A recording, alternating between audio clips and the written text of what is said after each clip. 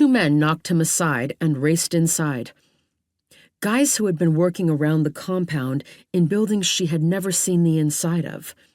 No telling what they did in those. She only knew that she could hear deliveries and pickups at all hours of the night.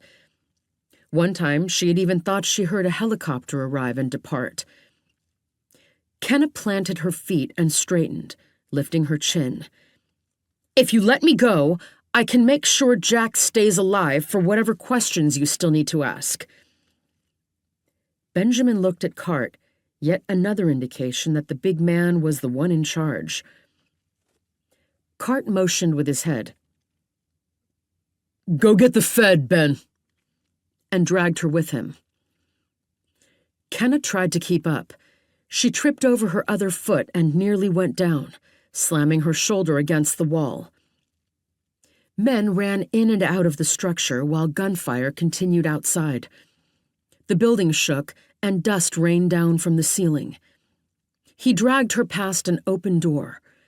She saw an extended room with long tables covered with drugs being packaged, a couple of fireproof safes, people, women mostly, she had never seen. No one even looked at her. They kept going as though nothing was happening.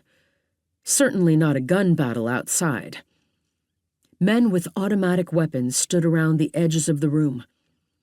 Each person packaging drugs or counting money wore only underwear, their hair pulled back and masks over their mouths and noses.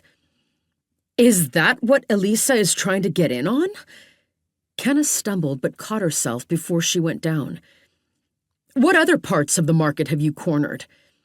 If El Falcon was raiding Cart's compound, it most likely was because Cart's drug smuggling business was cutting into Navarro cartel profits. A whole lot more of this situation made sense now. And yet he wasn't actively protecting his business?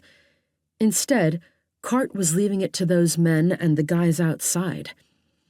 He was here with her, making sure she got somewhere. Because his cousin, that sheriff from Colorado she had never met, but had seen on TV, was on his way?